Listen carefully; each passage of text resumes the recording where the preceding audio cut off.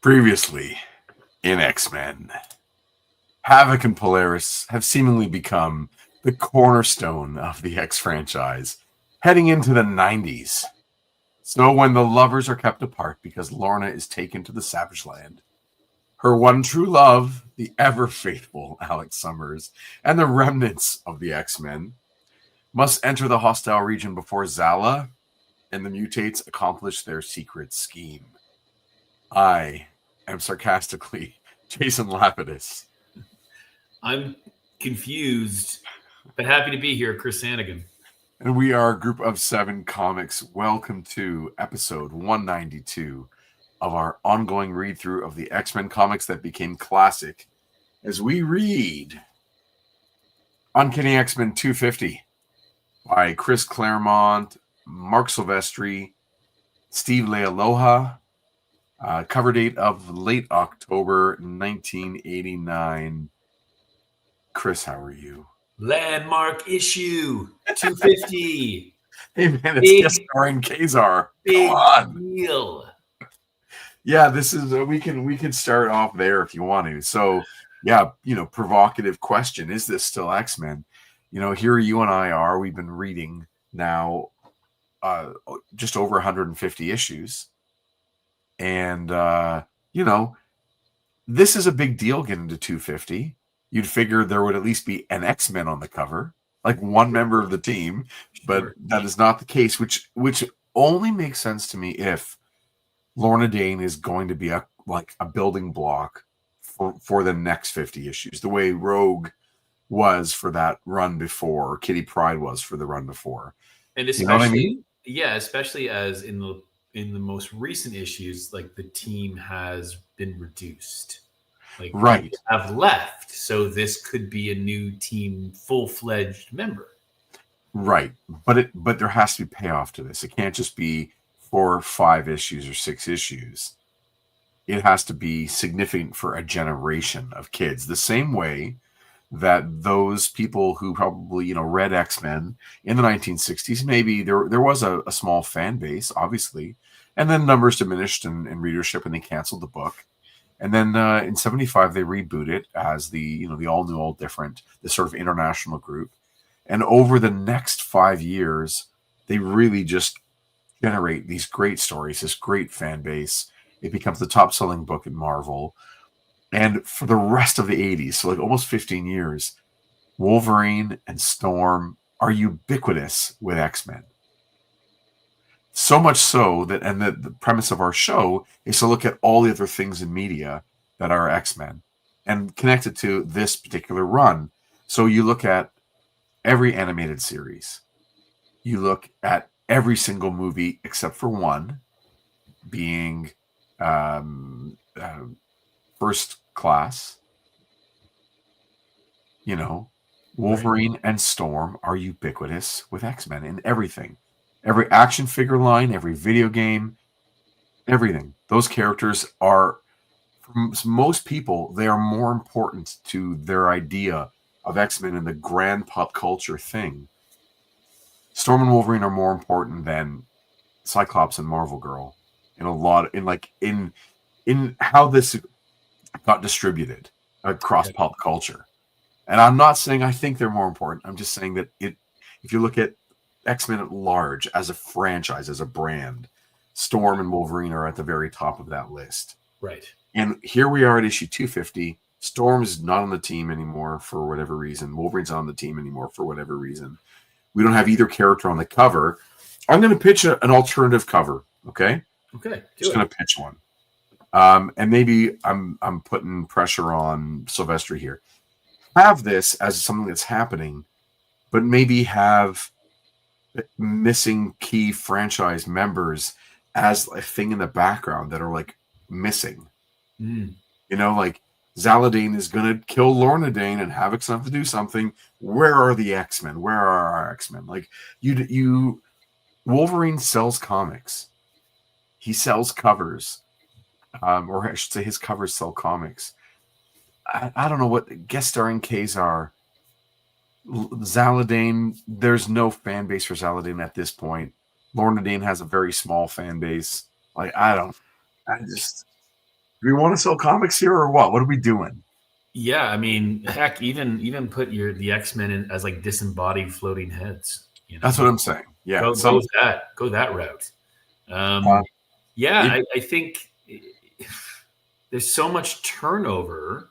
So for a series that slow burned for a lot of arcs, like I mean, you picked up on things whether it was purposeful or not. We wonder whether Claremont planned some of these things or not. Would pick up threads and weave them into future storylines. Like in the last 4 issues, we've lost like 4 members of the team. yes. Longshot, Rogue, Wolverine, and Storm. Right. Longshot, I think we can just let go and we're okay. We can I think I'm personally okay with that. Are you okay with that?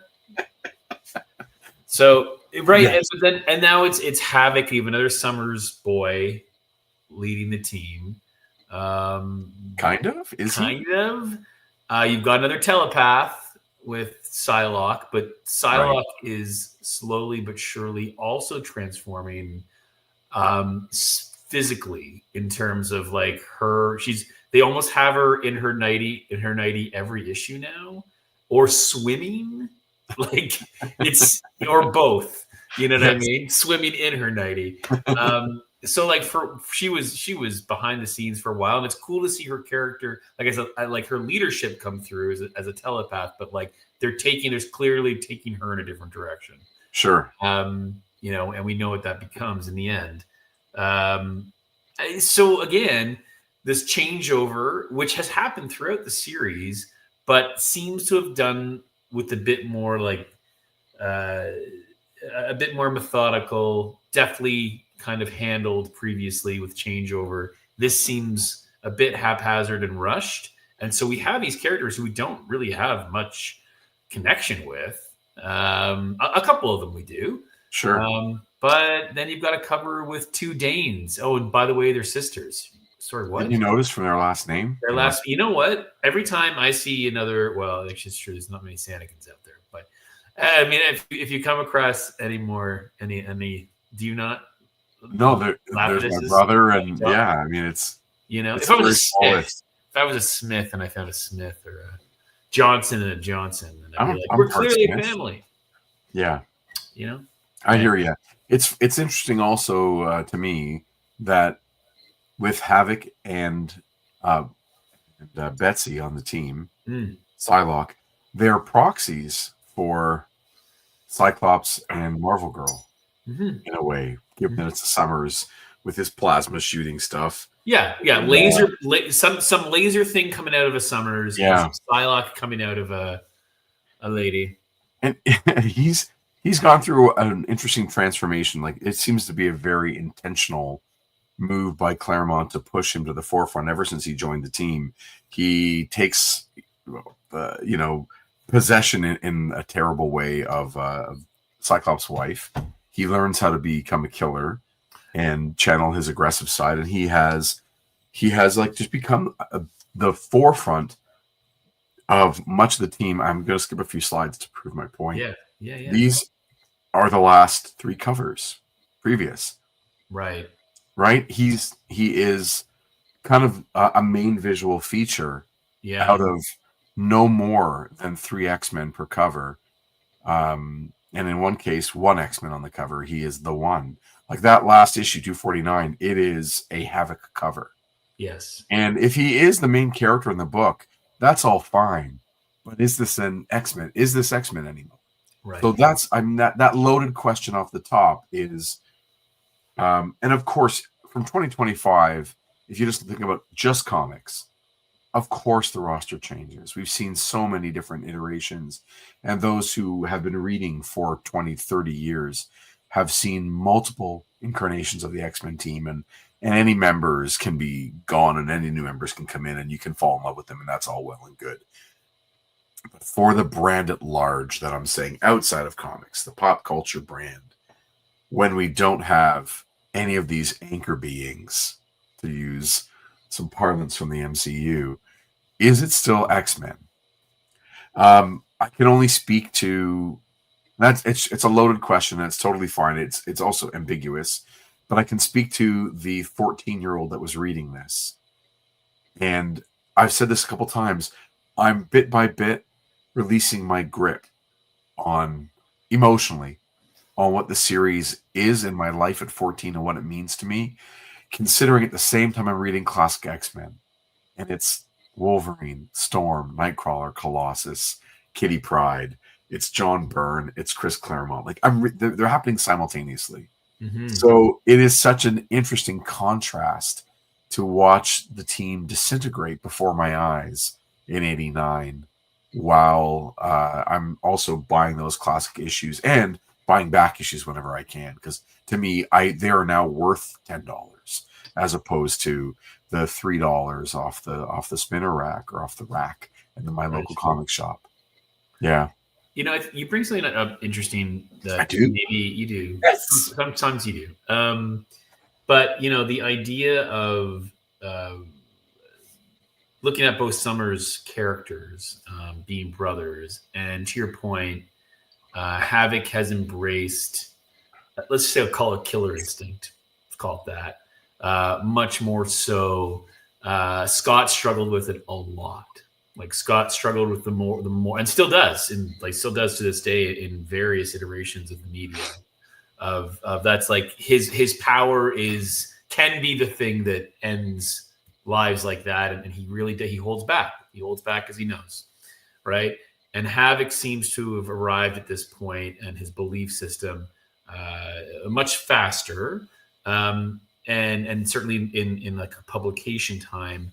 And just maybe following your line of thinking here, and feel free to interject. But are we, is Scott set up to be the character? I mean, now they start in the 60s, but is this Cyclops that we know from doing this show, like that's 80s, late 70s, 80s Cyclops.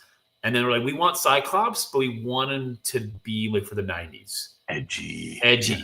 Right? So we're going to make it, yeah, right. And then we could make the I don't know if Polaris is meant to be the Jean Grey, but certainly Psylocke has that. And then what Psylocke turns into, that's the edginess of the 90s. And you've got real cores of both characters in Havoc and Psylocke coming after Marvel Girl and Cyclops. So interesting how that could very well be a series of discussions that were happening around that time about right.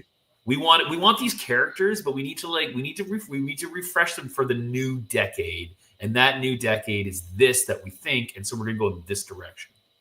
I think you're onto something there too, building on what you thought I was onto something. The only exception that or the only thing I would want to add to that is, and I'm trying to think of a good analogy for this.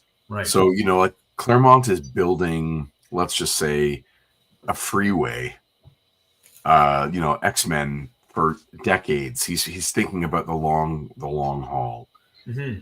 And he has these plans. Some of them are going to work. Some of them don't work. So there's off ramps and on ramps and all that shit. And all of a sudden, up ahead, there's a skyscraper that just goes right up in the middle of the freeway. And that's Jim Lee. And it forces everything to change.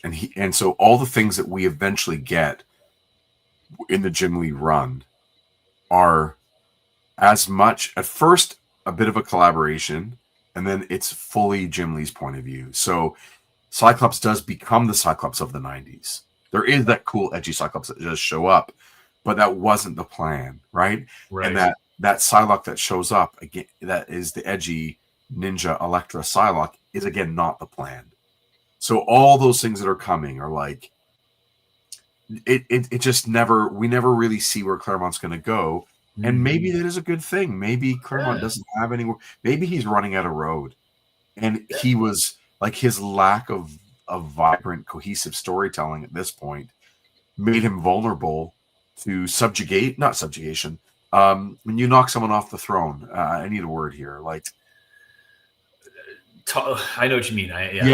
Yeah. So maybe he was vulnerable to it because he no longer had the juice. And here's an interesting kind of corollary to that is that, we, at least you and I have from our perspective over the past 50 issues or whatever it is, have been kind of like really like up and down, mostly down among the story arcs. And they don't seem to be as focused as they were or creative or whatever it is.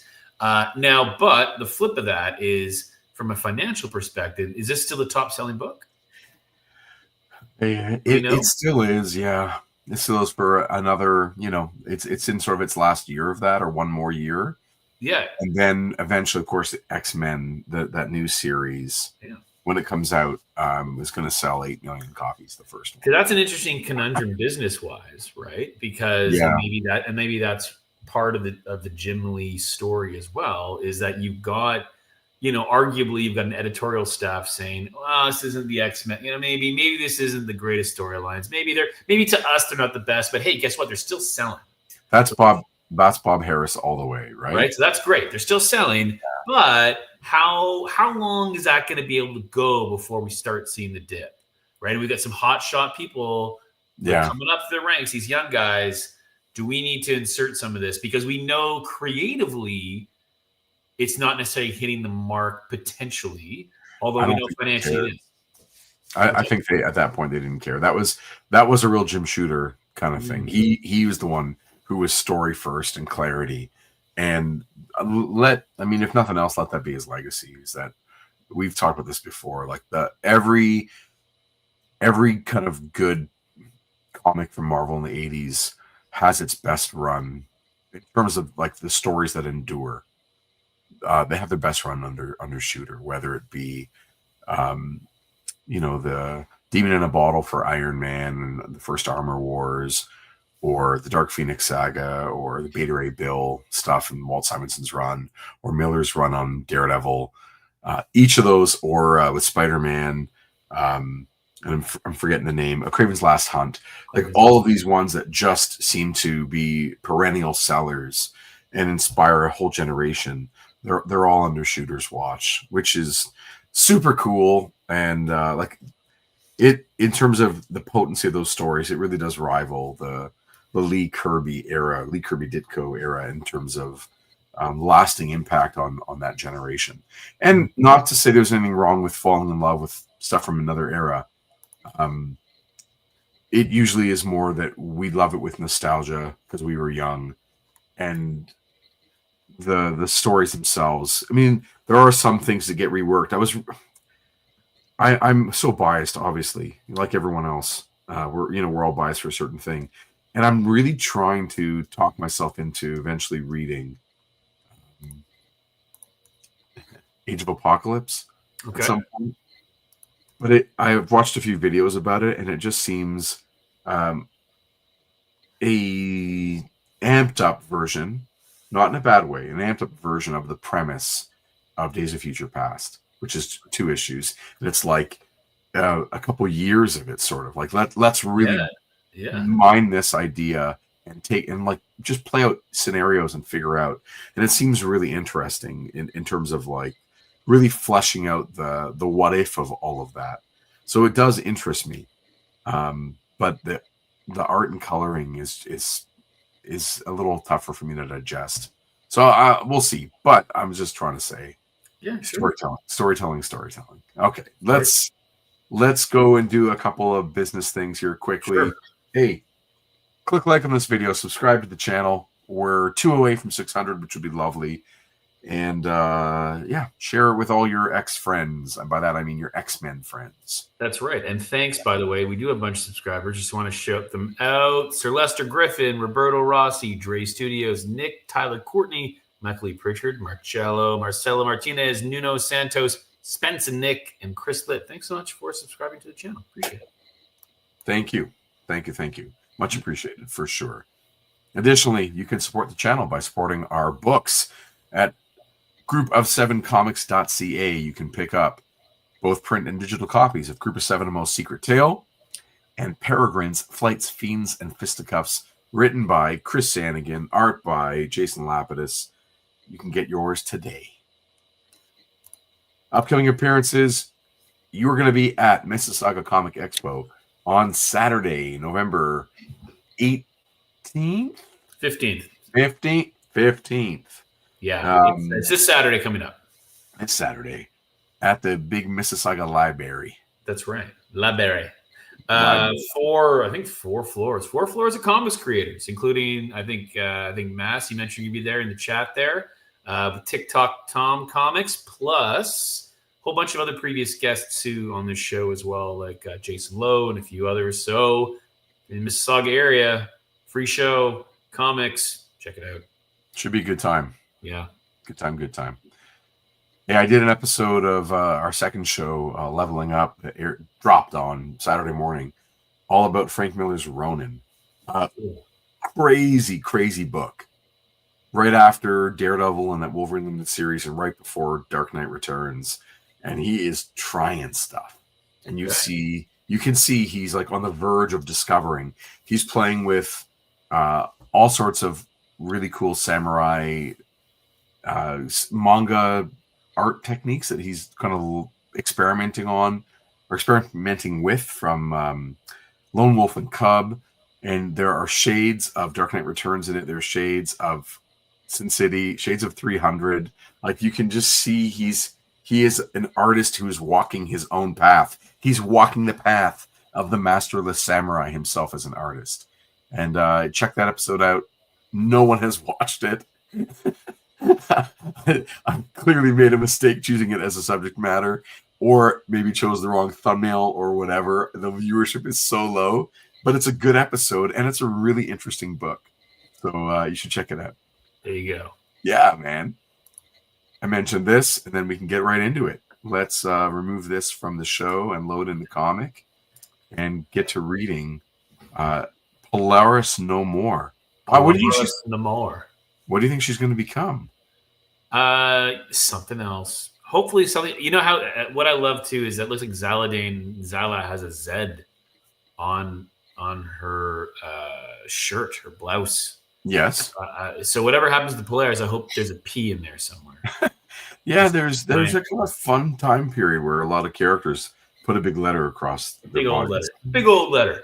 Like Apocalypse. Given that he's, oh yeah, right, kind of immortal and ancient Egyptian, he has a giant letter A on his belt. Absolutely, because you know what don't work? Hieroglyphics. So let's. Well, also that letter is pretty. It does span millennia. It actually stands for the Anti-Men. He's an I'm going to bring that back to one of our first episodes. There you go. That's very true. All right. Note that Dan Green is not on this issue.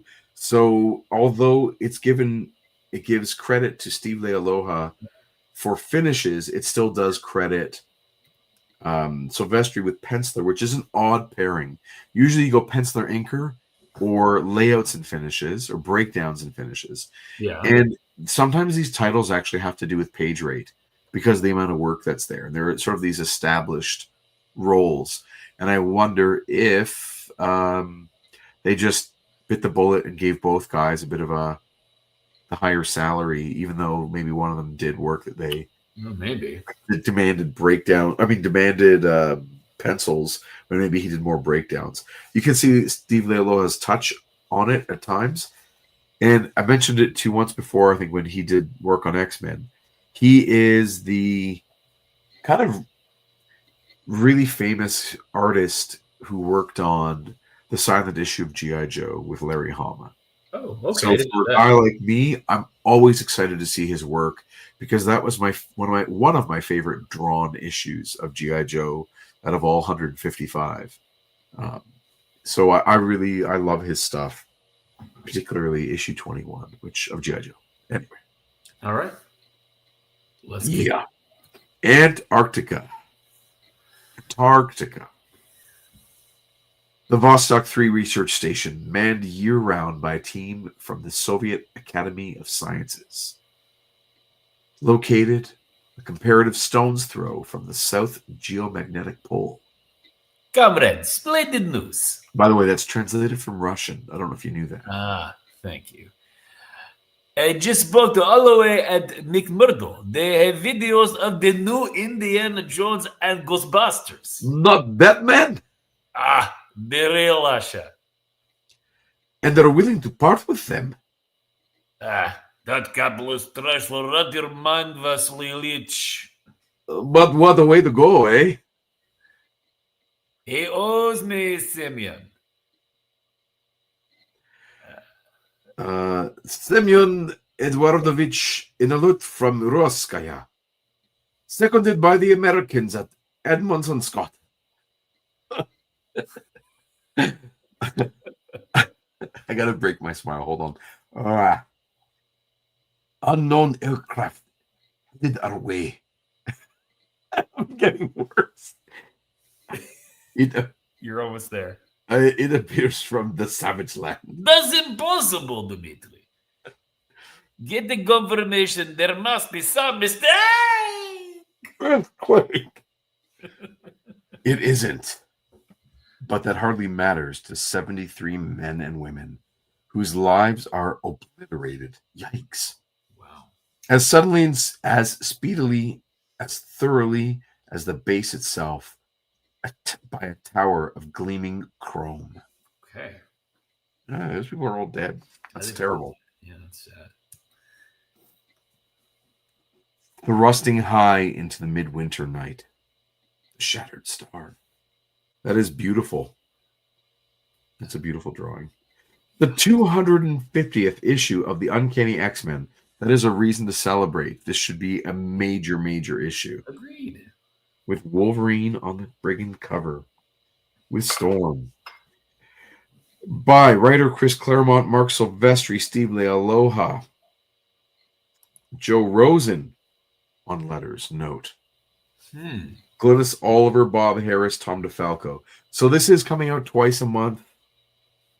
That could be that Silvestri is doing some loose pencils. Yes. But he signed a contract to do pencils so that when he only does breakdowns, he's still, and passes it off to Leialoha, he's still getting credit and pay for a job that when he's maybe doing a little bit less. Because they're doing twice a month. So Dan Green is obviously working on the other issue. Probably 249 and maybe 251. We will have to see. This is the cruelest season on the cruelest continent on Earth, where the sun doesn't shine for 6 months of the year and temperatures can reach 90 below 0 centigrade. And I don't even know that word. Catabatic? Catabatic winds of better than 300 kilometers per hour create a wind chill that defies comprehension. Have you said catabatic before? Is that something you come across in your life? No. I just that's my guess. I like it. Yeah. I like it. I want to use that in part of my life somehow. By rights, the few unprotected survivors should have perished from exposure within a matter of heartbeats. But an energy field radiating from the tower makes the local environment endurable, and thus spares them, sadly, for a far more terrible fate to come. It's murder, the same as the attack on Punta Arenas. But why? Where'd that tower come from? What's its purpose? I love him getting that stink eye. Yeah. That blue dude in the back. You mean the overgrown Ewok? He reminds me of an Ewok because he's wearing that hood with the ears. He's wearing the Ewok hood. Yeah. Jump. He looks like he's ready to. He's ready to jump it out. Yeah, or is it Nub? Nub. I don't know. Whatever. You like the stink eye is really good. It's like to put him in that color. This is one of those times where like a good colorist puts the other characters in the background in a flat color and then has him in something more saturated. And this is also a time where Silvestri makes a good choice by having him right there over the shoulder. So you notice him, but it's not too overt, but it's there. No. I think I'm Zaladane, right? All right, dude. Players. Magnificent. A fitting monument to the glory of Zaladane. Built on the blood and bones of innocent victims. You figure that's something to be proud of, lady? Sung among the outlanders still live. Oh, that's somebody. Sorry. Some among the outlanders still live, Majesty. Those who can be of service, take them aboard our transport. The rest, put out of their misery. No, I've got to stop them. But how? Without killing them all. I have the power. Do I have the stomach? Everything's happening so fast. Cripes, just in the few seconds I was thinking about it, they finished the job. Maybe it's better this way. Bide my time. watch and learn all I can before I make my move. So that third panel, I love. Yes. Zaladane is walking out. There's the sort of the wind swept snow and probably some vapors and things coming off the ground and some smoke and whatever. Sure. And so the characters are obscured partially, whether it's their feet or their shins or their whole lower half. And it reminds me of like these scenes where you're watching Excalibur or maybe Conan the Barbarian or one of these, uh, budgeted 80s epic fantasy kind of movies. And you think about like the smoke machines that there every time characters are standing around, like that the crew had set up these awesome smoke machines to kind of make this atmosphere to. You need more dry ice. Yeah, but it makes such a huge difference, and it does such good work in comics. And now that I've been doing it a lot in drawings of whether it's Hellboy or stuff in Peregrines or whatever, it's happening more and more in my work, especially as we're reading it more and more here. I'm seeing it more and more in movies too. Sure. I've also watched a lot of like World War II stuff, and they have it all over the place, and it's super effective for establishing mood and just kind of keeping you squinting a little bit as a viewer. It's good. Yeah. Oh, Jason Jose says X-Fact. Acrobatic wind is a downslope wind caused with a flow of an elevated high-density air mass into a lower-density air mass below the force of gravity. Hey, man, we knew that already, okay? Come on. What do you think this is? A show that doesn't know what a acrobatic wind is? I mean, come on. Acrobatic wind. That's what I said. I guess. Hey, shouts to everybody else out there, by the way. I didn't say hello to everyone in the chat, but you know what we're thinking of. Behold, my bravos, the transmutator. Perhaps the greatest fruit to spring from the genius of the high evolutionary. My key to ultimate power and victory. Barbarous, place Lorna Dane on the... What is it? Dais. Dais, thank you. You're welcome. Polaris remains deep within the sleep of the Black Lotus, Majesty. Splendid. She'll be no trouble before the ceremony, and even less afterwards. Surprise, lady. It isn't Lorna you'll have to worry about. I still care for her. Who knows? It might even be love. She called me for help. Maybe she feels the same. I won't let you or anyone harm her. Hey, man. Do you remember why he stopped loving her? I mean, yeah, because she tried to kill him? No, she didn't. Malice did. Well, I mean, but he didn't know. He knew. He knew Malice. He knew. He knew. Come on, man. When he, like, what kind of guy? Oh, that's right. That's right. He tried to shoot at her, and she's like, shoot me. And he's like, I can't shoot you. Say shoot me. Yeah, no. What kind of guy just gives up on his... Like a Summers boy. That's who. It really isn't a redeeming feature, I have to say. Like, it doesn't do good on him to have this... Like, he just goes for 30 issues, sort of ignoring her and sleeping with Maddie prior. Yeah, just not good. Yeah, I mean, so good, but not good. Not good. A caution, Majesty. My own brilliance is without earthly peer, but even Brainchild is no high evolutionary. Zaldane, I spelled your name wrong. It says Zaldane, not Zaladane, but we'll go with it. Zaldane. This device is extrapolated from design conceptions I barely comprehend. It could mean your death. The prize is worth the risk, weird little man. Whatever. Be a real treat if Brainchild's fears prove justified. Talk about just desserts. Lorna's up there with her. Still can't believe what Zaladane said. The two of them are sisters. Well, it's time to fish or cut bait, hero. Well, I don't have the excuse of being taken by surprise. If I don't act, I've only myself to blame. Well, I guess the old saying is, right after all, once you start, it really does get easier. Zaladane! Ah, Havoc. I was wondering, X-Man, when you'd reveal your true colors. You are such a fool, boy. No! As to think you could walk among us unrecognized. Blind Gaza marked your outland aura. Lupo, your accursed scent. You butchered my babies, my proud warbirds. For that, I'll feast on your heart. No, Lupo, bad dog. I want him alive.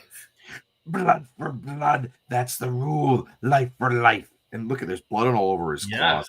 He's really digging into him there. Little teddy bear. Zaladane said no. Don't call me that, Barbarous. Never call me that. Let me go curse you. Not till you remember, Beast Master, that the rules are what I make them. He must pay for what he's done. He shall, Lupo, and his fellow X-Men with him, but in my way, at my pleasure. You be like the only get his work, Majesty. Boy's conscious. There'll be no more trouble. Excellent, Amphibious. Provide him a ringside seat. This is just a great page. Just such, It's a good page, such actually. clear storytelling and no extraneous detail. Like there's no backgrounds. No. You don't need them in this. You just kind of go through the heat of battle there. You know, those warm colors to show the sort of the passion and fury of what's happening between those panels. The open panel in the middle there, it's great. And then the crowd in the background, yeah, just give them one flat color and move on. Yeah.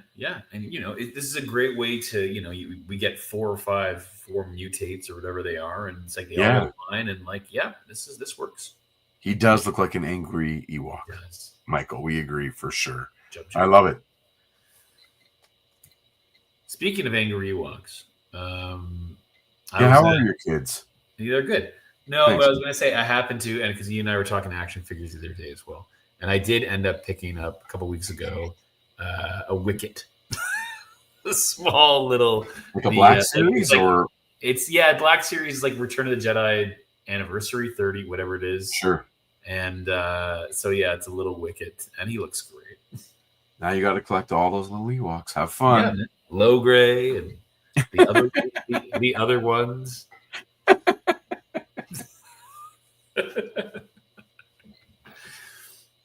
I don't want him to miss a moment. There have been enough Lay's brainchild. Proceed. Your Majesty commands, our. Silence fills the vast chamber, a hush of fearful expectation. None watching, daring to move, few even breathe.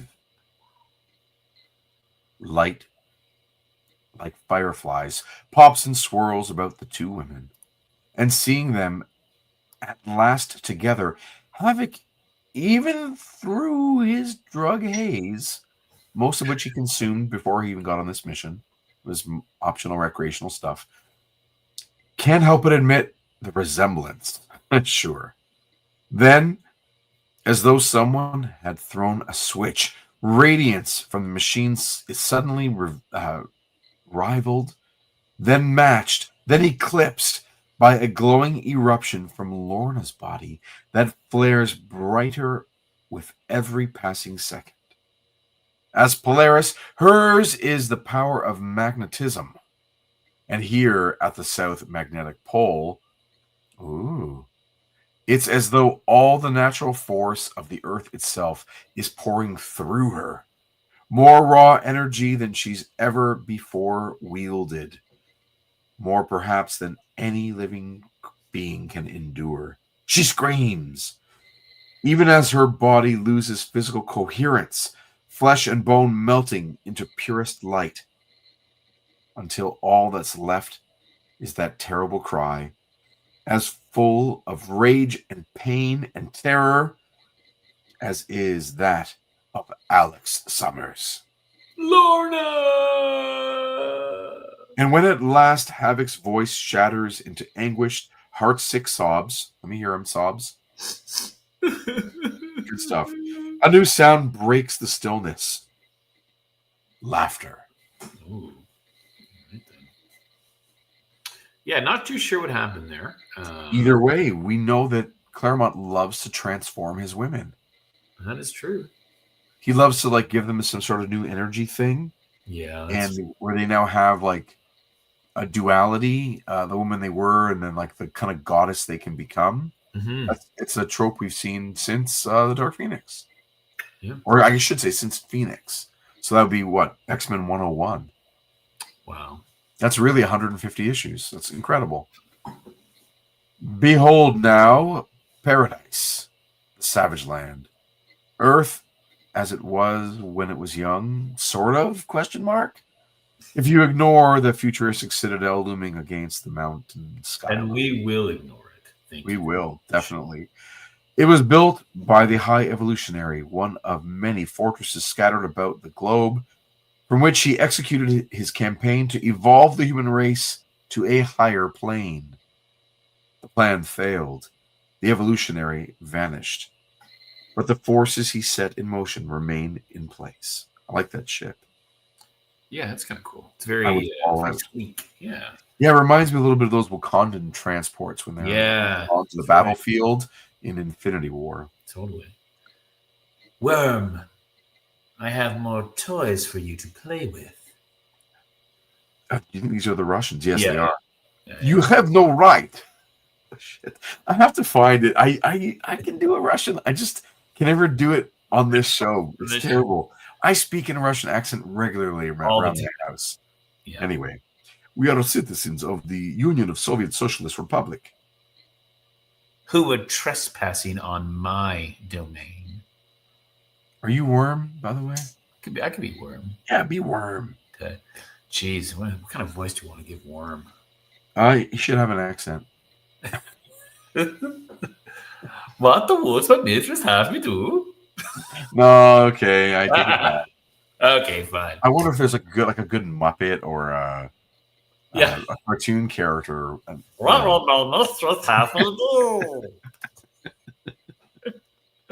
Let's go with it. What you do best, of course, and save your threats, Outlander. Your nation's power means nothing here. Thoughts, fair worms, threatening? No matter.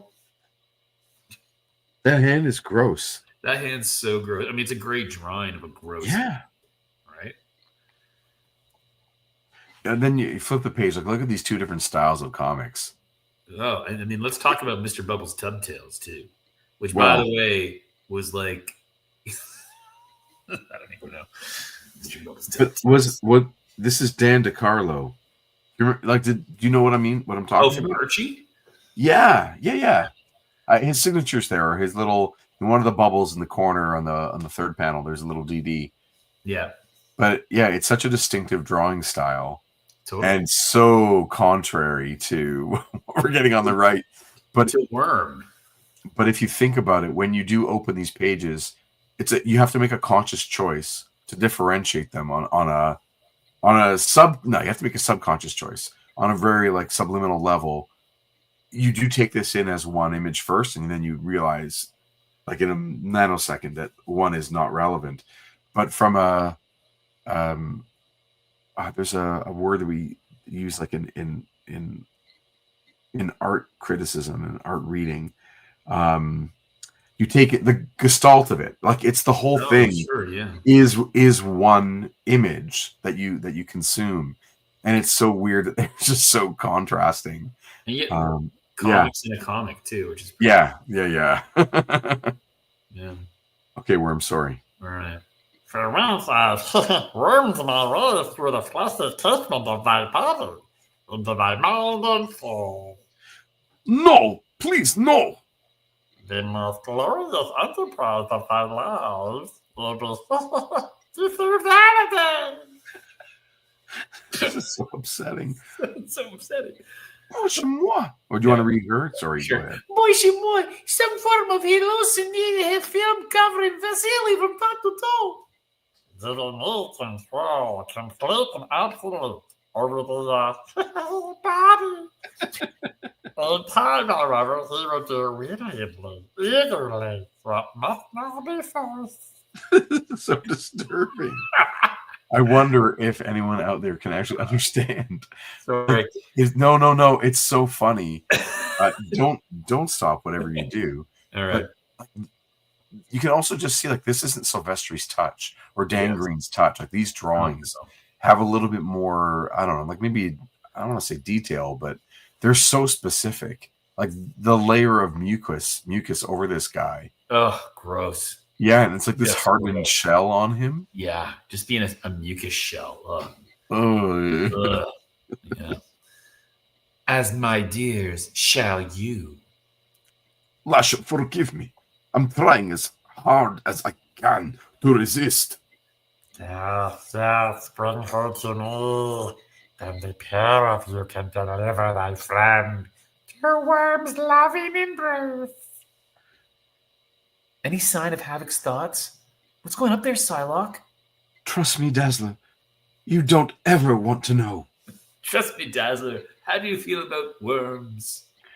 Now, given that Gateway can transport Yeah. X-Men to wherever they need to go, Sure. they don't even have to know the destination. They just have to like think about where they need to go. Right. And he somehow understands. At any point, Havoc could have gotten to Polaris. Any point. Any point in time. Any point. Moving on. Moving on. More comics in a comic. Jeez Louise. Talk about looks that could kill. Don't think I've ever seen Bets. Hey! What the devil? Psylocke. Leave me be, both of you. Oh, that's Dazzler. Are you nuts, girl? This is a combat mission.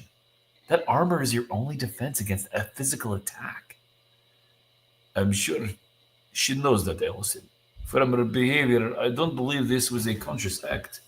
Whatever she saw with her telepathy must have been too awful for even her to bear. Sure, it was me. Waterfall. Setting up undertow. Can't break loose. Do not worry, Elizabeth. I have you. Careful, Piotr Nikolaevich. You may be solid steel, but she is only flesh and blood. Grip too hard, pull the wrong way.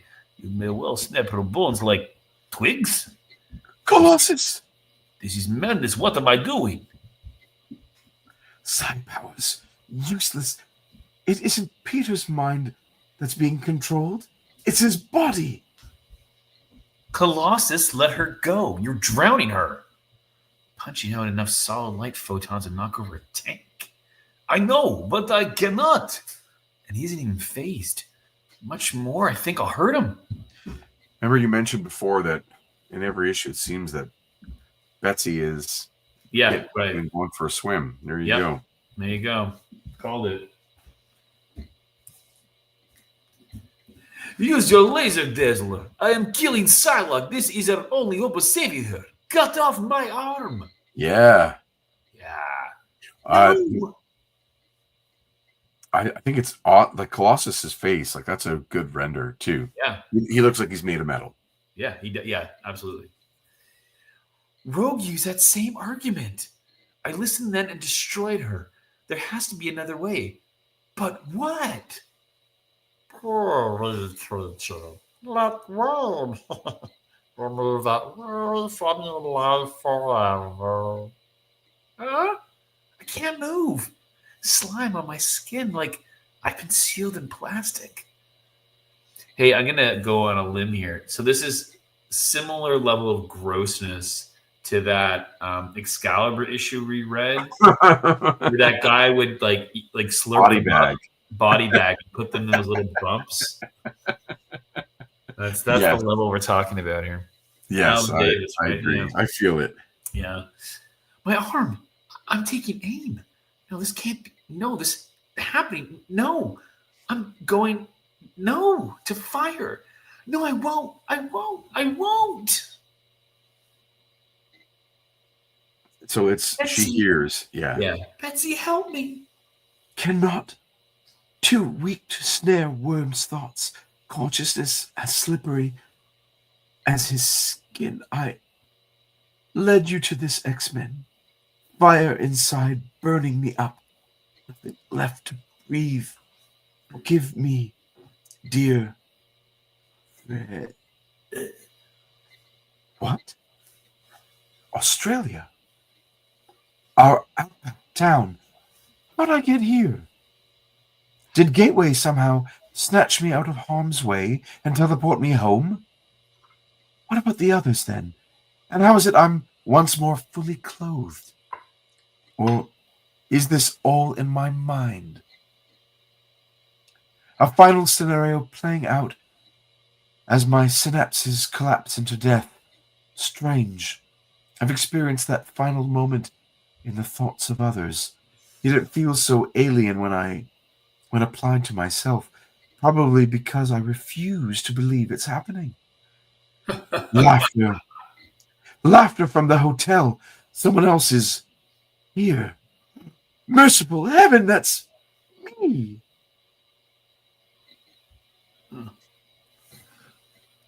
And this page feels like there's almost no Silvestri. Like that drawing looks very much. I've seen Leialoha draw fast too. Yeah. He's getting quicker on this page. Yeah. Yeah. You can see both these pages, right? Yeah, for sure. And then a different technique applied on this page. Yeah, absolutely. Perhaps this isn't the moment before death. It's the eternity that comes afterward in Hades. That is some dark shit right there. It is. So we see Colossus. Dazzler, of course. Dazzler. I think we can assume that's Havoc. That's Havoc's head? Yeah, okay. And how's that scan of that staple? That's pretty cool. That's like we've talked before how these are scans of the actual printed issues, and it's so apparent when you hit the middle of the book. Yeah. These are not digital things. These are I wish they were more high res, but they're scans of the actual printed comic, which I think is dark stuff waiting for the back in the outback. Yeah. These are good drawings, though. I like them. I like the way her cloak is. It looks like a different artist than what we've seen on X-Men before. The way it's sort of the flow of it in the wind. It's very cool. Mm-hmm. No, the resonance isn't right. Dying, yes, but not yet dead. So there has to be a purpose, a reason behind this horror show. Unless I'm truly mad and this is nothing but an hallucination. Too many possibilities, too much bloody imagination. Gateway, bound and gagged. Is this your doing I'm here? Is it your doing I'm here? Contacting me somehow through your aboriginal dream time. Makes sense, your power interacting with mine. But why? Obviously a warning. Obviously there's danger. But who's responsible? If we return here, are you saying it's certain death? Blast it, old man.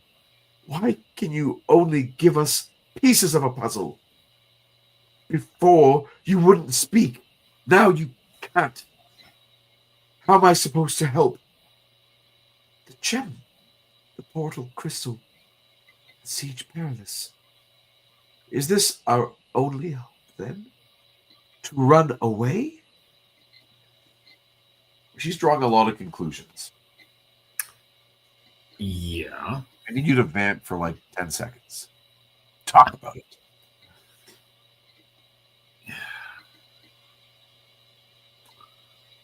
Huh. Siege close. You're not talking at all, man. Yeah, well, I got not much to say. All right, well, hard to follow. You got something on that? No, I had to blow my nose. Well, you didn't blow your nose. I'm quite congested. Sorry, I thought you said something else. Sorry. Well, I said to you to vamp on that. Oh, Sorry. okay. No, I was hoping. I just let it be quiet. Yeah, it was cool. It's cool. I'm a little congested, and I could feel that I was having trouble breathing while reading, so I wanted to clear it up. But at least it wasn't awkward and no one noticed, so we're okay. Great. Later, back in what passes for us as reality. What does that mean? Come on. In the dungeons deep beneath Zaladain's fortress. That's a great drawing too, by the way. Yeah. I love it. This is where you're missing Tom Orzechowski. Remember we said Joe Rosen's on letters? Yeah. He never would have done that stupid drinking sound effect the way that this is done. No. This is baloney. And not the good kind either. Not the kind that you fry and put on bread. Yeah. Oh, fried bologna? That's an option. Is it Also, good? I guess it could be. I actually don't know. But I do like how Lupo is like hanging with some wolves and it looks maybe like it's going somewhere. Like those, you know? Passing around the hooch to the I pooch. feel like they're about to have a bit of a party. You know what? Well, Zaladin did call him the Beastmaster, so I think he is like the He's wrangler of all the animals. Exactly. I love it. I love that he is down there having a drink with those guys in the dungeon. I think it's cool. I like I like everything about this. Mm-hmm. A woman as lovely as you, Lorna Dane, should not be in such a nice place. I wear a diaper. A smile coupled with some further demonstration of your affection, and I can ensure that's so creepy. You live out your days as a queen. Keep your hands to yourself, brainchild. Leave her alone, or I swear I'll grow this beard so fast. Okay, please, people watching the show, note Havoc's beard. Havoc's beard. I give you Exhibit A. Now, the transition word here is later. And yes, a month is later. Yeah. An hour is also later. But let's see what happens later yet again. Okay. So we know that looks like there's like a flower of some kind, Yes, the black lotus. A black lotus, right? So that when you're near it, I'm going to assume facial hair follicles are triggered. Yes, they're triggered, and growth happens out of the normal time. So, and by the way, Brainchild wears a diaper. Yes, he does, because he's all man. A diaper. I like diapers. Ooh, strength.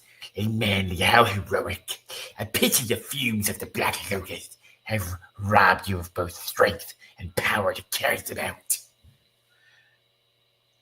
If anyone draws the X-Men's blood amphibious, it will be me. Besides, why ask the female's permission? Zaladin stole away all her powers. There is nothing she can do to stop us. True, I wear a diaper, but the Empress may not look kindly on those who trifle with her sister. I wear a diaper. Zaladin's what? That's crazy. I suppose, though, in a way, I should thank her. Because the power transference between us somehow also destroyed the Marauder Malice, who'd grafted itself onto my psyche. Ooh, so it's a great drawing of her face. That's a really good face. Mal's killed off screen. There you go. Enough talk. If Zaladin truly cared, she wouldn't have left the female here with us. Hold on, is this like about to be some like gang assault? I think some possibly. I mean, Brainchild talked about having a demonstration of her affection. So he wants some sort of transactional encounter. But I think, is it Lupo is just into assault. Mm.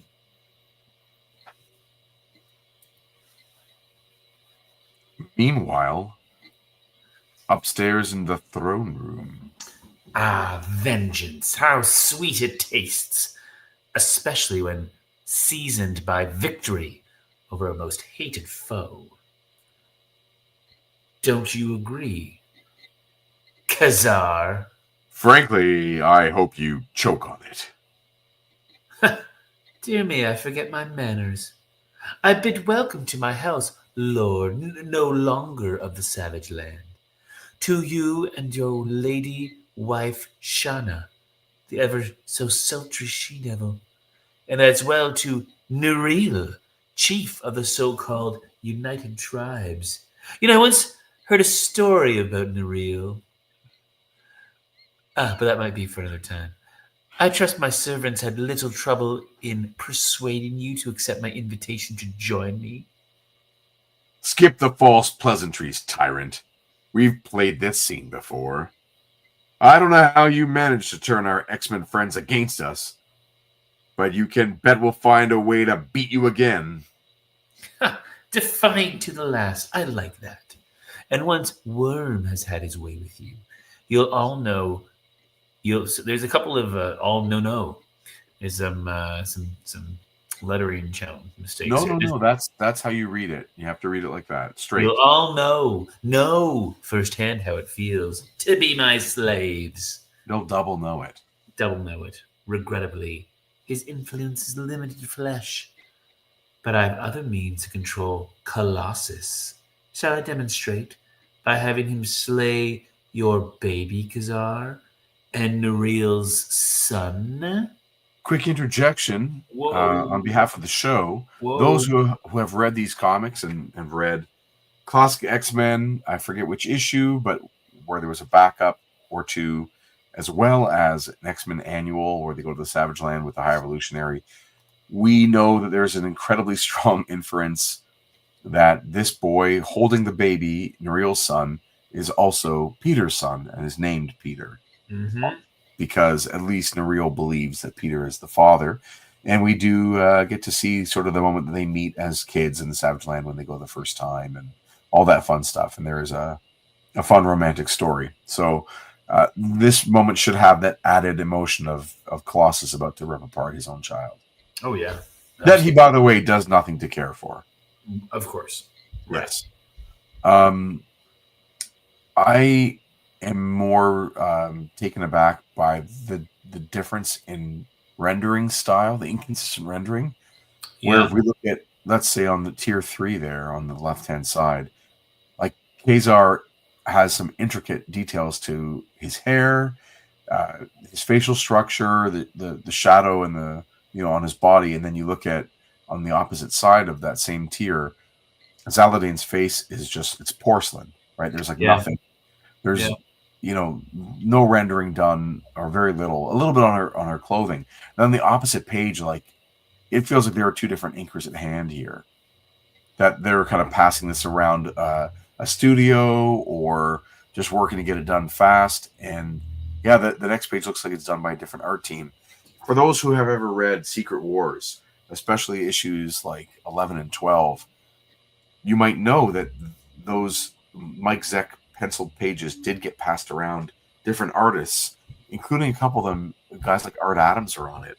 And even as a kid, I knew that it was a different hand. I just never knew that it was true and like that it was Art Adams and Joe Rubenstein and all the Bob Wyacek and all basically everyone who could get their hands on pages to get it done in time. So this feels similar, that like there are different hands at play even across these couple pages and the ones before as well.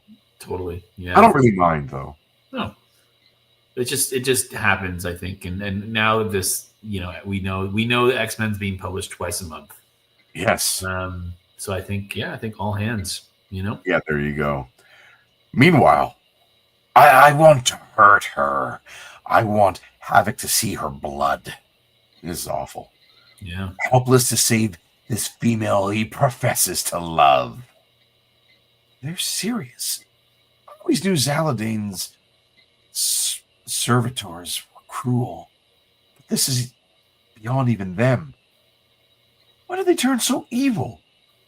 If they get their hands on me, wow! I just flexed my arms and pulled my chains out of the wall. Never had that kind of strength. Not about to let it go to waste. Brainchild, he wears a diaper. A gun, no time to surprise. Hardly felt a thing. Invulnerability, too? Say goodnight, little man. Way to go, babe. You busted up those sludge heads real good. Never seen you do or look better. And look, my beard's gone. Alex sounds as wild in his own way as a man who shaved his beard without having a razor or free hands.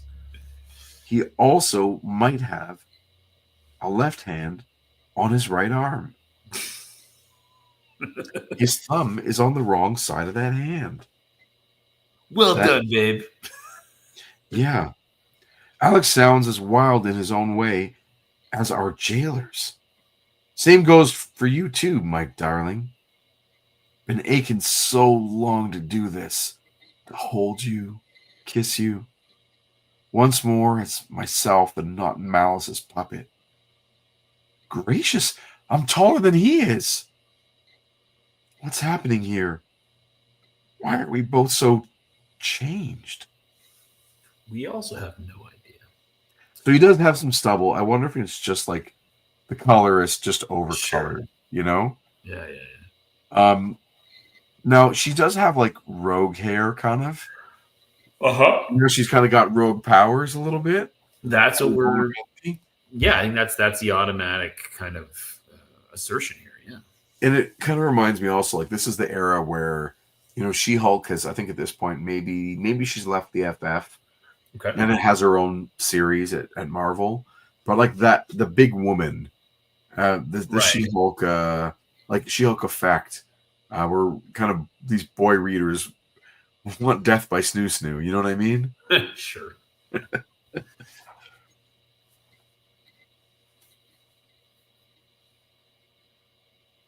It's Sheena. Do you want to be Shauna the She-Devil? Well, I'm already Yeah. I'm Saladin. Okay, fine. Saladin, for pity's sake, I have no pity. your fight's with us, not with these children. But Shauna, it will cause you such pain to see them slain. Please, I beg you, have mercy. You like my boots? Actually, I do. They look great. As it will noble Colossus to slay them. I'll do anything you ask. My dear sweet Shauna, you'll do that anyway. Lorna. Psylocke? I sense from your thoughts you and Havoc are free. Same goes for you? Regrettably, my body remains under Worm's control. That slimy little slug, to put it mildly. But my mind and psi powers are still mine. The situation here is critical. Can you help? Love to. But Havoc's pretty zoned from the drug that... Hey, that's not a problem. My apologies, Alex, for using you as my puppet. But I can see no other way. I am trying with all my might to resist, but I cannot. Saladin, you have made your point.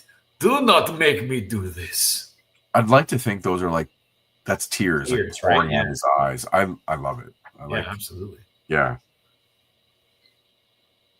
Suddenly, though, as Colossus's giant hands close about their victims, scam! Kaboom! Ready for about 3 too many bunkies?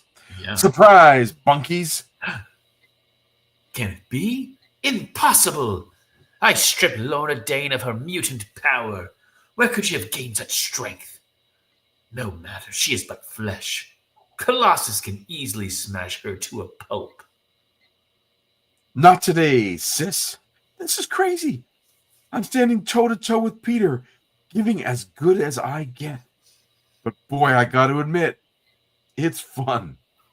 Only regret is that it's a pal taking the lumps, and not my so-called sister. But I swear, her turn will come with a vengeance. Everybody's forgot about me. Grab this gun. Go protect my ma'am. Told you so, Zaladane. He-Man is here. Yeah, He-Man Kazar. Dun, dun, dun, dun, dun, dun, dun. Your tide's turned.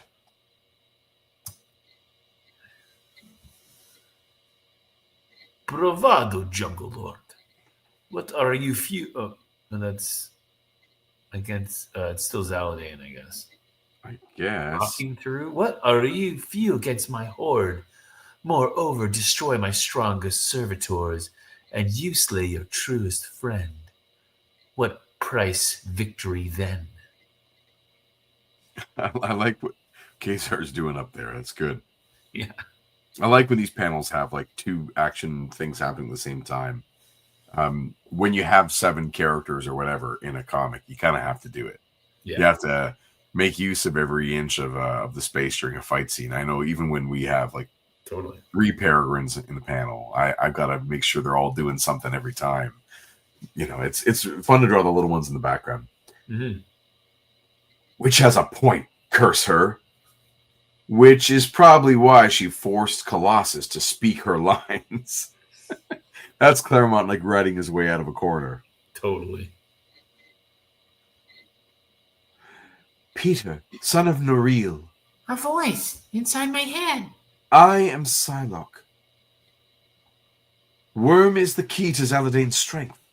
His power enslaves the X-Men and many in her army. Eliminate him.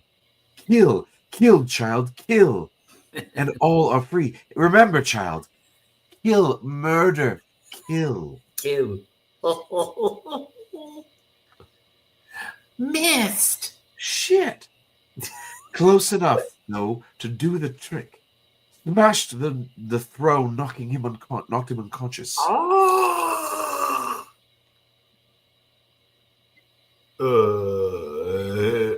That's Dazzler? That's Dazzler. I thought it was one of the dumb guys there. Hey, everybody. Everybody's frozen. What gives? Without Worm's will to motivate his slaves, we are all imprisoned within our control membranes. Not me, Bets. Not any longer.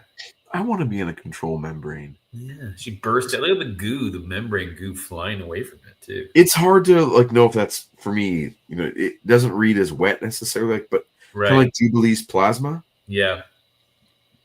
I know that's not Jubilee, but you and I have talked about how she's kind of like Jubilee Mark 1 Yes. in a way.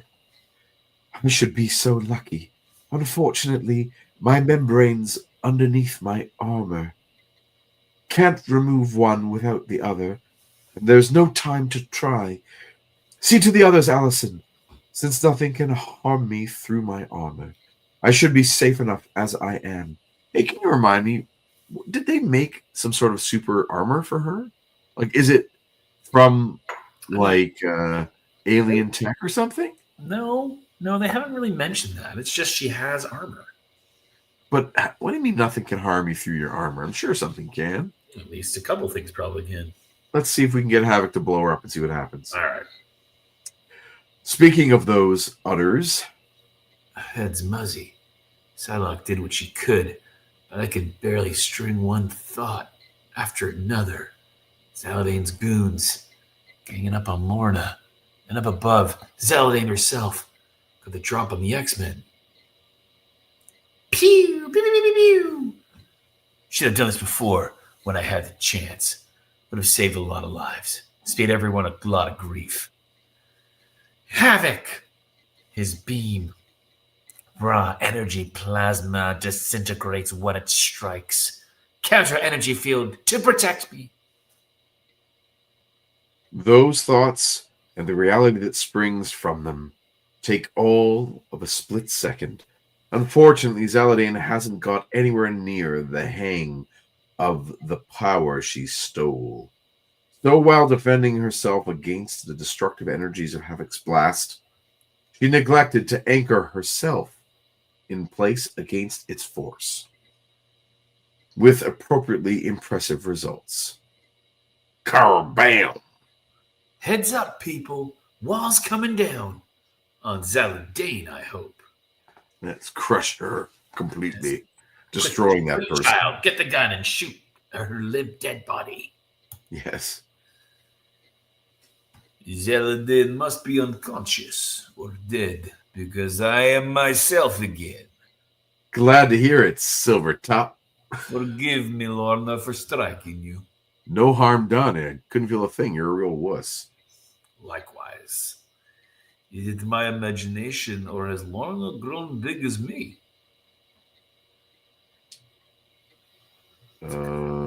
Yeah. Places coming down around our ears. This is weird. Bad lettering here. Shauna? Hey, folks, can you see how both word balloons are Yes. going both The heads? same person? Yeah. I'm gonna say that it That's should be Shauna. Shauna because she's calling him Kevin. Yes, and she's Criticizing Kevin his Sorbo. language. She's calling him Kevin Sorbo. Stop using so many contractions, Kevin. You'll set a bad example for the baby. Boo. Yeah, bad characterization. If there are no objections, grammatical or otherwise, I suggest we vacate the premises pronto. We X-Men ever give up the superhero biz, they would have a great future in urban demolition. What the? Yep. Over here. What a terrible writing job of that panel. Yeah, remember that time he blew up like a whole building in Yeah. Genosha? Remember that time they blew up a planet? What was Zaldane's sky sleds? But what about Zaladane's army?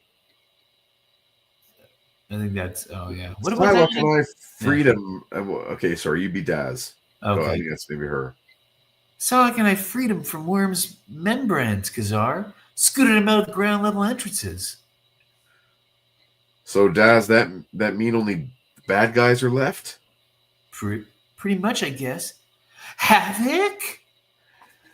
Shazam! Shazam. Time to kill some people. Bark. So much for that idea. Beam's bouncing back our way. Pull up, Kazar? An energy shield blocked your shot. That means Zaladane's awake. So next time, I'll try harder. You were ready to kill them? In case you hadn't noticed, Dazzler, they had worse in mind for us. So we go down to their level? Is that it? If that's what it takes. It makes it sound so simple. Perhaps he is right. If Zeladin gets hold of me again, who knows who she might force me to murder. And as I mentioned, I really like murdering. Oh, Peter Nikolovich, my love. If only there was some way I could ease your torment. Why is that lady looking at me? Why is her hand going up my thigh? Jeez Louise. Pardon my asking, but aren't you X-Men supposed to be dead? What of it? Hey, no problem. I was once dead myself. Shot in the head, you know. Right here. But it was no picnic. But I got better. Guess you all did too, huh? What now, though? Zaladane's still in place. She may have lost her army. Oh no, I just used a contraction. Oh, with the baby, what do I do? But she still has her powers and her mutates. She won't stop till she's won. That's 2 more contractions. Oh no! I'm a terrible mother. Might as well chuck that baby over the side. Question is, how do we stop her? A formidable foe, a formidable challenge, but at least if we remain here in the savage land, we should avoid the fate I saw in my dream. It was a dream. I'd best warn the others that if we return to Australia, we shall surely die. It was a dream. Hey guys, Gateway's teleported us home. So they will surely die, according to her. In a dream. I do like that panel, though. The last one? Yeah. Yeah, it's I cool. think it's cool. It looks good. That's good. And like even the Psylocke face there in the third panel, I like. Yeah. Yeah. Yeah. Neat. Oh, Michael has something to add here. Oh, yeah? Michael says, according to the Marvel fandom, Wolverine supplied Psylocke with a suit of invulnerable armor from Landua, Luckman, and Lake. What's Landua? What is that? Like a law firm? and like, I mean, obviously that's like an add-on retcon somewhere along the way. Right. Yeah, that's pretty wild. No, there's your X-Men. There's your issue 250, folks. Yeah, that's the big anniversary issue. Yeah, the big one. Yeah, not necessarily what I expected. But Chris, what did you think of it? Not much, truthfully. Yeah, Like this whole, even when, okay, so let's just take, there's so many things, but even taking the okay, they're under Worm's control, and then suddenly though they go and capture Kazar, like that all happens off panel, off page. Like Yeah. they just show up with them at the, and there's not even like a line where Kazar is like, we thought the X-Men were our friends. Clearly, they're under your possession, Zaldane. You know what I mean? Like, Yep. they're just there in chains. It's like, Yeah. what even happened? Anyway, I don't know. yeah. I didn't even understand, truthfully, how they can mind control without having Worm. Right. Worming. Like, what got Colossus to start strangling Betsy underwater? Right. Well, Worm shows up. He's in the vicinity. Yeah, but doesn't he have to slime you first? Yeah, right. So did he slime Colossus? Not that we saw, so pretty consistent, right? Or Betsy even. Like when they landed, that's when she goes swimming because she's like, yeah. Betsy, She jumps into yourself? the water. I mean, maybe like, yeah, I don't know. Maybe he slimed the water. So like, I have no idea. It's never hard, Betsy. And so Havoc was with Polaris, and now he's not with her again. Right.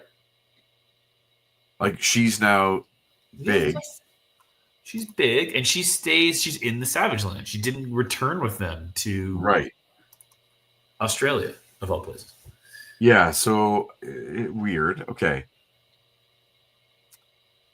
Yeah, I don't know what to say. I all I know is this wasn't an issue that I ever reread as a kid. Right. I read it, moved on. I probably skimmed it. Just wanted to watch the fighting. Sure. I wanted to see Barbarous and Colossus and Lupo, fighting like Wolverine or whoever. Yeah. I just, maybe Zaladin controlled the metal. Okay, that's but that's even nothing. Like when in the water or just in the throne room? Because she has magnetic powers because she stole them from Lorna Dane. Maybe. And then, okay, so taking Lorna Dane's powers away unlocked a secondary power set. I'm cool with that. Her getting big, okay, that's fine. That's all. I'm cool with that. It's weird. Not that memorable. Like one day I'll kind of forget all of this. Mm-hmm. But again, so be it. That's how things go sometimes. Yeah. Our next issue. Wow. Is this one? Did you know that? No, I never know. But okay, here is that issue. Yeah. So cover at least. On the 18th, we are reading. Okay. Uncanny X-Men 251. And this one, like, it'll be the opposite numbers to this week's, where people will tune in to see what the show is because this cover is so provocative. What a cover. Yeah. And that color choice, like, this is a really, really bold. To go with that green. The purple all makes sense to me. Yeah. That green choice, like, wow, amazing. And how the rain, I guess, even comes from the top of the page, like top of the cover. Yeah, and through the logo as well. Yeah. Just everything is good about this. Yeah. Of course, there's that moment in Deadpool Wolverine where Deadpool goes to this moment. This moment, yeah. It's like just backs away. Yeah. And Morgan C says, "Now that's a cover for 250." Right. Exactly. Damn right. Yeah. Damn right. And even just that evocative thing about having the like carrion there, like a bird that eats dead flesh. Totally. Circling over top, like, yeah, this is Wolverine's. He's done. I don't even know who. I'm guessing it's Silvestri who came up with the idea of the X crucifix. Like, amazing iconography. Yes. Phenomenal. And that, besides the fact that it made it into Wolverine, a Deadpool Wolverine, it also was used as an idea for like when they bury, spoilers, at the end of Logan. Yeah. Kids bury him.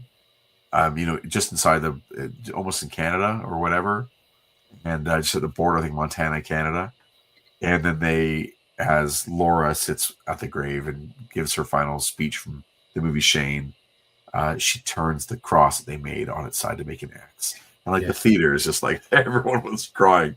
But that idea of that iconography turning on its side is just great. So this makes you want to do this comic right now. That's how cool that cover is, right? Yes, and I will admit, when I pre-read this one for today, I had to go to the next because I pull them out of my short boxes in batches. So I usually have 3 or 4 sitting in my studio with me. Totally. And I went ahead and I read it. I couldn't hold back. And I didn't read past it, but I was really happy to sort of see this book again and just remember that, to feel the feeling of, oh my God, this feels like there are stakes. Absolutely. And I haven't felt emotional stakes in X-Men for a long time. So, very cool. Very cool. Do you want to open that action figure? This one? Yeah. What have you got? Yeah. So I think it's the same one that you may have showed. Did I show it on the air? Maybe. There he is right there. There he is. I took off the, because it was taking me a while to get into it, but there you go. It's just crackled that sound. There you go. Little Matt Murdock there. There he is. Beautiful. Look at him hanging out there. He's got his little hood on. He's got his sneakers. He's got his hoodie. This is so wonderful. This is the new Marvel Legends, right? This is from the JR, and Frank Miller on writing. Al Williamson. A 5-issue miniseries called The Man Without Fear, I think. Correct. Yeah. There's his little comic book to go with it. Yeah. This is awesome. This is look at this, man. He's doing all the DD stuff. I love he's even got the little strings on his hoodie. Hood there. If you could have any Daredevil villain, one villain, for him to fight, who would it be? Bullseye. Yeah, is he your guy? I think so. Yeah. Would you say Kingpin? Well, luckily I'm not in your scenario where I only have to choose one. Right. I have a handful. Now we met the Kingpin. There's a great cosplay guy out there who does the Ontario comic scene. Yeah. And he has the whole look. He has the body for it and has leaned into it hard, and it looks fantastic. Yeah. I love the idea of I love the idea of setting up a little vignette of Daredevil with his cast of rogues or villains with Kingpin, totally. Bullseye, Elektra, Stiltman. Still gotta have Stiltman in sort of the background, and I'm trying to think who else I have that fits that. I don't know if I have any other characters that fit in. I would like maybe a couple hand ninjas. I do not have many, but that might be a good way to go. And I do have a series of Daredevils. I have a classic red one. I have this one though too. I have a plainclothes Matt Murdock. Yeah. And I have when he's the leader of the hand. Oh, and he's got the Japanese style. No, they're not YouTube giveaways. We don't do YouTube giveaways. Oh, wow, no.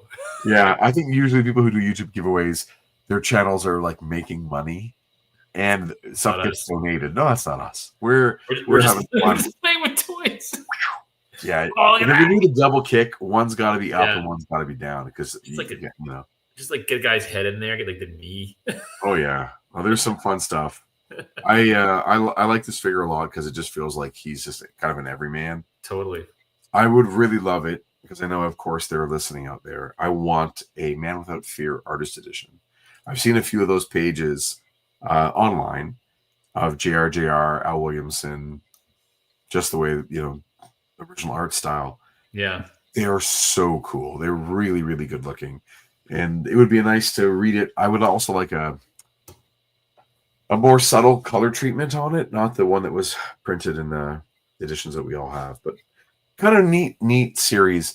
Again, if you haven't read it, it was originally conceived of by Miller as a TV pilot for a Daredevil show. So it was like the origin, and they rejected it, and so he decided they thought they'd make it work as a modernized origin story, and he just added a little bit more to it, and there you go, you get your 5 issues. Cody says, "Oh man, did I miss today's reading?" Yeah, you missed issue 250, but you know, it's on the replay. Like, you can watch it anytime. It's streaming forever because this will never end. Yeah, it's streaming all forever and ever and ever. I did open another one, but I'm not going to show. I opened up that the same wave Phoenix. Oh, she's, how do I do this? Great. Oh yeah, I can see. Yeah. On the shelf, she's there. The best I can do is do one of these. I put her in the display, but she's in like the I see. The Jean Grey like Phoenix. Yeah. And there. And good figure. Like really, really rocks. Exactly what I wanted out of that figure, with the face with the things, the Daredevil lines. Yeah, she looks right out of Excalibur. She looks awesome. Yeah, I kind of want to have like an Excalibur team, maybe. You like that team? Yeah, I do.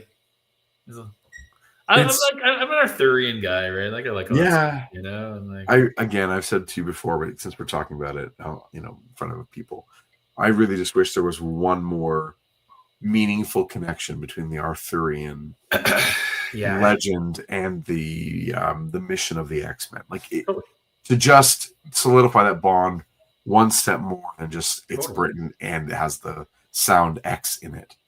But maybe that's the revamp that we do down the road. You can balance him on his like back foot too. Sure. It'd be fun to put him up against for like an hour. This is gonna be great. Yeah. You need a Luke Cage to have him spar with, or Danny Rand. Like a Danny Rand, yeah, that'd be great. Yeah, that would be really, really fun. Cody says something to watch with my coffee and email. Catch it tomorrow morning, man. Yeah, man, we're both well. Thank you very much. Hope you're well too, Cody. All is good. Morgan says the She-Hulk F4 figure is probably the best Marvel Legend version of her. I picked up the other one too. I have the purple suited one, which is like, to me, it's like the Avengers or the solo version. Yeah. And I love both. I really like this one because I like the ponytail. As much as I love the art when characters have their hair flowing, the practical athlete in me that no longer exists, by the way. But I always imagine if you're going to fight, you got to pull that hair back. You can't. So I like sort of the professional look of her in this, where she's taking it seriously, and I love that the 3 colors. I mean, she's one of the most dynamic looking members of the team because, it's the same way that the Thing looks so cool because it's those complementary colors of orange and blue. The white, green, blue on her pop like incredibly, and I don't have a team to go with her. I don't have the team in the white and blue. I only have the original Kirby look. But yeah, it's okay. Holy smokes, Eli Schwab, what are you doing, man? Holy God. He says, I as well hope you are good. I was an Excalibur fan as well, purely for Nightcrawler. And I see by your spelling, sir, that you are going with like the gun caliber as opposed to the Excalibur of the BUR of the sword. So they did change the title. They did make an adjustment as they were going. I think they even dropped the E for a while and just go with a giant X. Oh, yeah.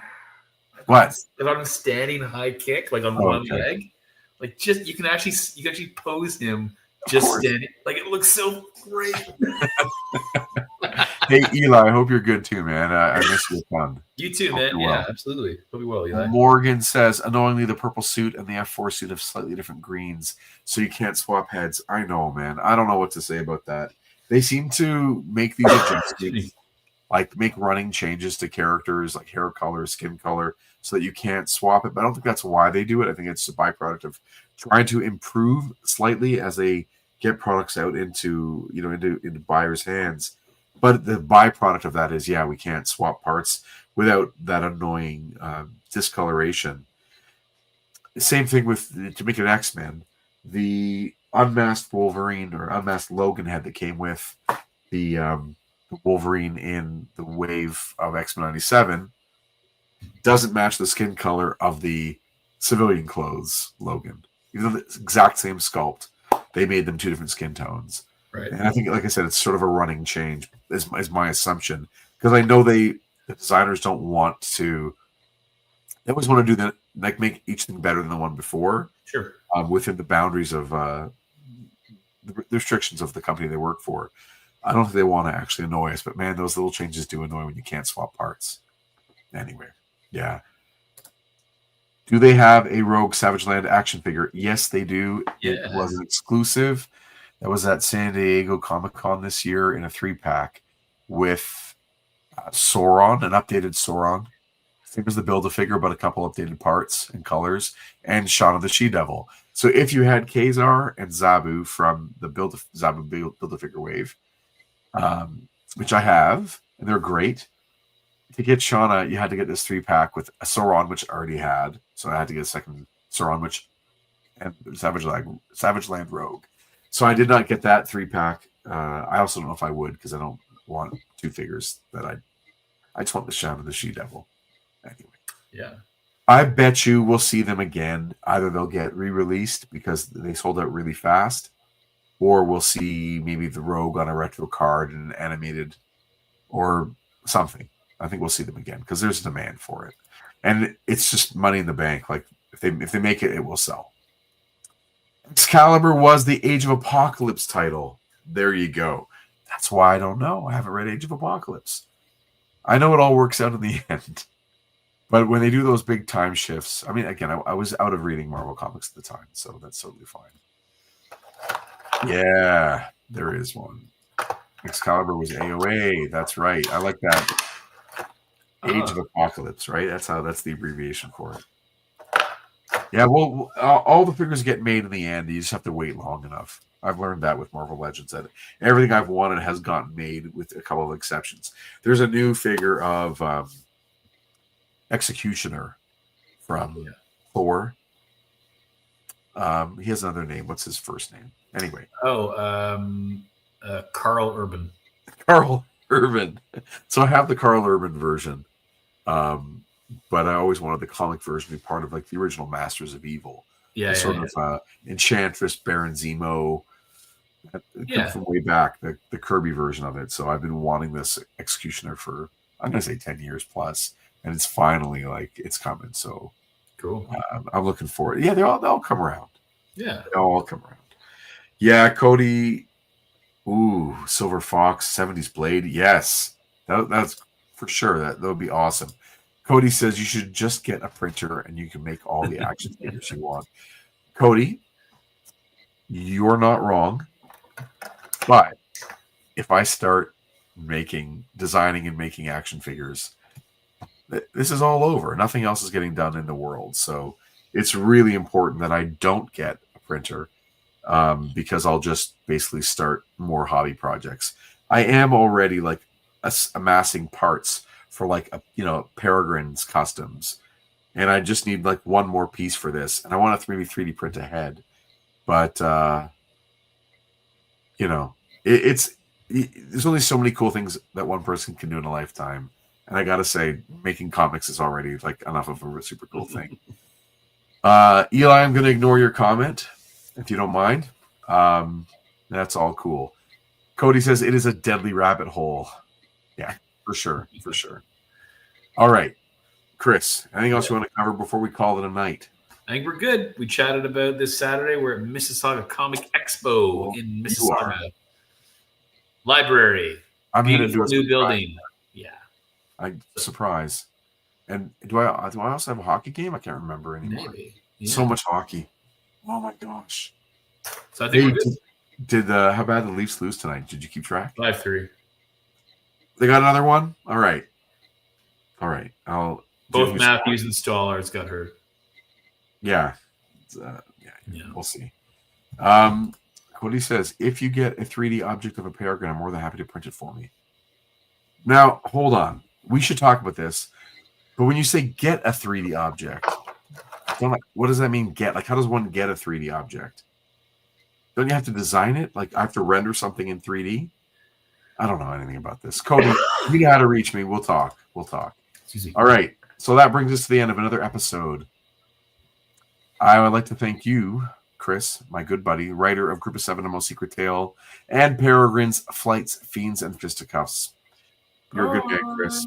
Yeah. Thanks so enjoy much. your alone time with Daredevil. You can find out more about our comics and upcoming appearances at group7comics.ca.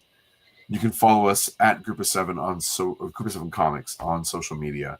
Please click like on the video, subscribe to the channel, and share with us your take on Uncanny X-Men 250 or any X-Men comics in the comments section below. So go and dig out your old back issues, your trade paperbacks, your essentials omnibuses, DVD ROMs, your bootlegs, or hop on an app and read along with us next week on Previously in X-Men. Thank you, Bubs, because he's not in the comic anymore. I'm not doing his voice. Thank you, Bubs. Have a good night. Sexy. Guys, thanks for hanging out with us. Have a good one. See you next time.